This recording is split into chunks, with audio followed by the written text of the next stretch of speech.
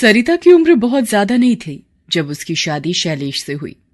सरिता के माँ बाप बहुत गरीब थे, इसलिए उसकी शादी में ज्यादा कुछ दहेज में नहीं दे सके। सरिता की सास हमेशा इस बात के लिए उसे खरी खोटी सुनाती रहती थी। एक दिन सरिता की तबीयत थोड़ी खराब थी। उसकी आंख देर से खुली तो उसकी सास गुस्से से बोली, ये देखो, पूरा घर नाश्ते के इंतजार में बैठा है और महारानी को सोने से ही फुर्सत नहीं। माँ जी, वो मेरी तबीयत कुछ। हाँ, काम करने के लिए तो तू बीमार ही रहेगी। कान खोलकर सुन, ये बहाने यहां नहीं चलेंगे। तेरे निठल्ले माँ बाप ने हीरे जवाहरात नहीं भेजे तेरे साथ, जो यहां मेम साहब बनकर बैठी रहती है। 5 मिनट के अंदर सबको नाश्ता मिल जाना चाहिए, समझी? ये कोई नई बात नहीं थी। सिर्फ सास ही नहीं बल्कि सरिता का पति शैलेश भी उससे कभी सीधे मुंह बात नहीं करता था। बात बात पर वो सरिता पर हाथ उठा देता था। सरिता पूरा दिन घर के काम करती, उसका हाल पूछने वाला वहां कोई नहीं था। सरिता बचपन से ही मां दुर्गा की भक्त थी।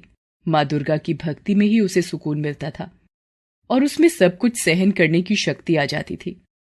शैलेश और सरिता की शादी को 4 साल हो गए थे, लेकिन अभी भी सरिता की गोद सूनी ही थी। इसे लेकर भी उसे हमेशा ताने सुनने पड़ते थे। हे भगवान, मुझे उठा ही ले। इस मनहूस की शक्ल और नहीं देखी जाती मुझसे।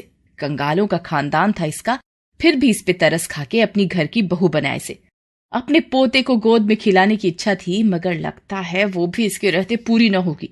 मनहूस तो थी ही, अब लगता है बांझ भी है। हे भगवान। सरिता को उसकी सास की बातों ने बुरी तरह तोड़ दिया। वो रोती हुई माँ दुर्गा की मूर्ति के पास गई और बोली, माँ, अब मैं और ताने नहीं सुन सकती। मेरी सूनी गोद भर दो माँ। शायद मेरी औलाद ही मुझे समझे, मुझसे प्यार करे। सरिता माँ दुर्गा के सामने बहुत रोती है। वो नवरात्र के निर्जल व्रत रखती है। माँ दुर्गा के आशीर्वाद से उसकी इच्छा पूरी होती है। सरिता माँ बनने वाली थी। वो अब बहुत खुश थी। सरिता को लगा कि अब सब ठीक हो जाएगा, लेकिन ये उसका वहम ही था।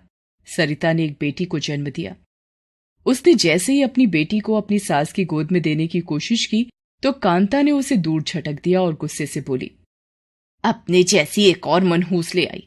मैं ही पागल थी जो तुझसे उम्मीद लगा बैठी। मुझे पोता चाहिए था, पोता, तेरे जैसी एक और बोझ नहीं। शैलेश बेटा, चल यहां से। सरिता फिर उदास हो जाती है। वो अपनी बेटी का मासूम चेहरा देखती है तो उसे अच्छा लगता है। उसने अभी भी उम्मीद नहीं छोड़ी थी, लेकिन कांता और शैलेश की नफरत हद से ज्यादा बढ़ गई थी। एक दिन कांता ने शैलेश से कहा, शैलेश बेटा, तू चिंता मत कर। एक रास्ता है मेरे पास जिससे इन दोनों से छुटकारा मिल जाएगा। ये ले, इस बोतल में तेजाब है, जाकर उड़ेल दे दोनों पर। कह देंगे लोगों से कि हादसा हो गया। सरिता उस वक्त घर का आंगन साफ कर रही थी और उसकी बच्ची पास में ही सो रही थी। शैलेश अपनी मां की बात मानकर तेजाब की बोतल लेकर अपनी बच्ची की तरफ बढ़ने लगा। तभी सरिता की नजर उस पर पड़ी। शैलेश के हाथों में तेजाब की बोतल देखकर वो डर गई। शैलेश ने जैसे ही बोतल खोली, सरिता ने तुरंत अपनी बच्ची को अपनी गोद में ले लिया। तेजाब की एक बूंद भी उसकी बच्ची को छू नहीं सकी, लेकिन सरिता के हाथों और चेहरे पर कई जगह तेजाब गिर गया। उसका चेहरा जल रहा था। बहुत दर्द हो रहा था उसे, लेकिन फिर भी उसने एक पल को भी अपनी बच्ची को खुद से अलग नहीं किया। वो दर्द से चीखती हुई घर से बाहर निकल गई। उसे किसी भी हालत में अपनी बच्ची को बचाना था। काफी दूर पहुंचने के बाद उसे मां दुर्गा का एक मंदिर दिखाई दिया। वो अपनी बच्ची को लेकर मां के मंदिर में चली गई। मंदिर के पुजारी ने सरिता की हालत देखी तो उसे तुरंत अस्पताल लेकर गए। पुजारी जी की पत्नी शांति ने सरिता की बच्ची को संभाला। डॉक्टर ने सरिता की जांच करने के बाद पुजारी जी से कहा, देखिए, इनका चेहरा और हाथ कई जगहों पर बुरी तरह से झुलस गए हैं। जान तो बच जाएगी, पर अब पहले जैसा कुछ भी नहीं रहेगा। पुजारी जी और उनकी पत्नी को सरिता के लिए बहुत दुख होता है। सरिता उन्हें अपनी पूरी कहानी बताती है। पुजारी जी सरिता को अपनी बेटी मान लेते हैं। वो उसे और उसकी बच्ची को आसरा देते हैं। सरिता का चेहरा बहुत खराब हो गया था। वो खुद को आईने में देखकर बहुत रोती है। तब पुजारी जी की पत्नी शांति उसे समझाती है, रो मत बेटी, बुरा वक्त बीत गया। माना कि तेरी काया खराब हुई है, पर तेरा मन और अपनी बच्ची के लिए तेरी ममता तो पहले जैसी ही है ना।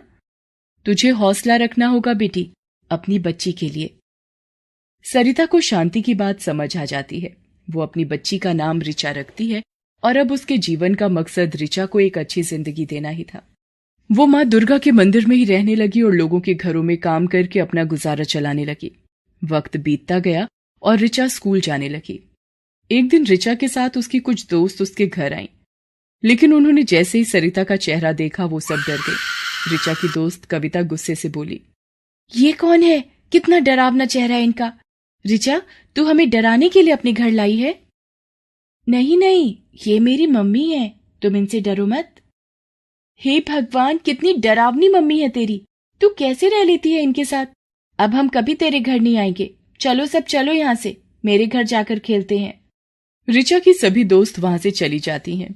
ये देखकर ऋचा बहुत उदास हो जाती है। उसे उदास देखकर सरिता उसके पास जाती है और उसके सिर पर हाथ रखते हुए कहती है, उदास मत हो बेटा, मैं जब काम पर चली जाऊं तब बुला लेना अपने दोस्तों को। नहीं, अब वो लोग कभी मेरे घर खेलने नहीं आएंगी। आपका बदसूरत और डरावना चेहरा जो देख लिया उन्होंने, मेरे साथ हमेशा ऐसा ही होता है। शायद अब मेरी दोस्त मुझसे बात भी नहीं करेंगी। आप बहुत बुरी हो, बहुत बुरी। ऋचा रोती हुई वहां से चली जाती है। सरिता को उसके लिए दुख होता है। वो भी उदास मन से मंदिर चली जाती है और माँ दुर्गा के सामने हाथ जोड़कर कहती है, माँ, मेरे साथ जो हुआ सो हुआ। मेरी बेटी से उसकी खुशियां मत छीनिए। मेरी बदसूरती उसके दुख का कारण बन रही है माँ। इतना कहकर सरिता रोने लगती है। पुजारी जी की पत्नी शांति उसे रोता हुआ देखकर उसके पास आती है। सरिता उन्हें सारी बात बताती है। शांति सरिता से कहती है, रो मत सरिता, तुम्हें ऋचा को सब कुछ सच सच बता देना चाहिए कि तुम्हारे चेहरे का ये हाल क्यों और कैसे हुआ। मुझे विश्वास है कि सच जानकर ऋचा का तुम्हारे प्रति बर्ताव बदल जाएगा। वो तुम्हारे त्याग को समझ पाएगी। नहीं माँ जी, मैं उसे कुछ नहीं बता सकती।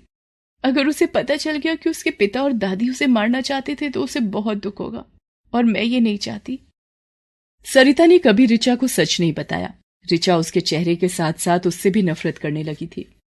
हालांकि सरिता उसे खुश करने के लिए बहुत कुछ करती थी, लेकिन उसका कोई फायदा नहीं होता था। धीरे धीरे ऋचा ने सरिता से बात करना तक बंद कर दिया।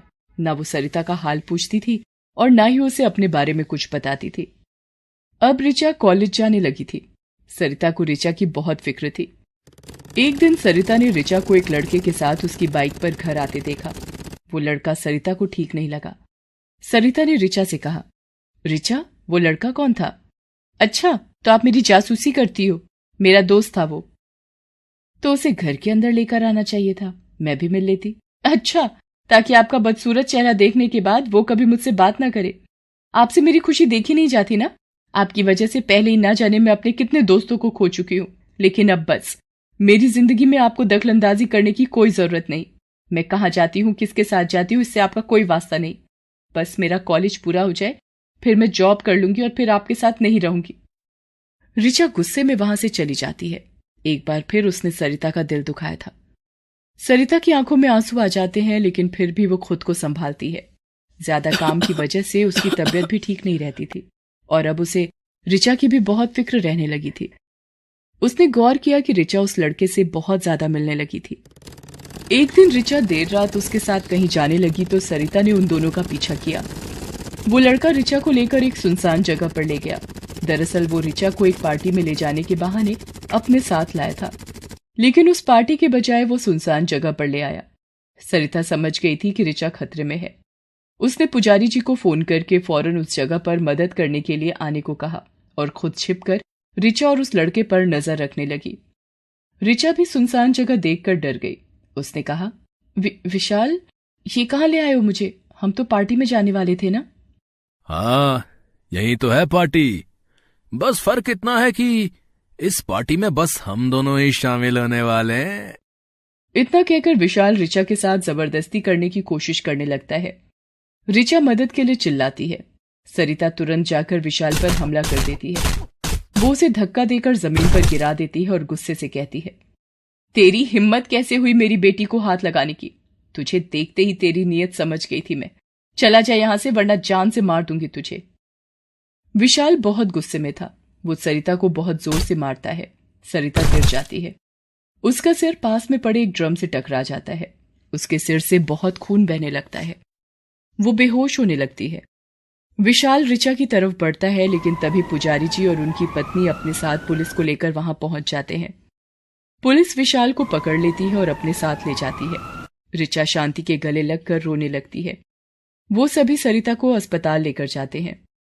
ऋचा को सरिता के लिए बुरा तो लग रहा था, लेकिन वो जाहिर नहीं कर पा रही थी। शांति उसकी हालत समझ गई थी। उसने ऋचा से कहा, ऋचा, तुम्हारी माँ को तुम्हारी बहुत जरूरत है।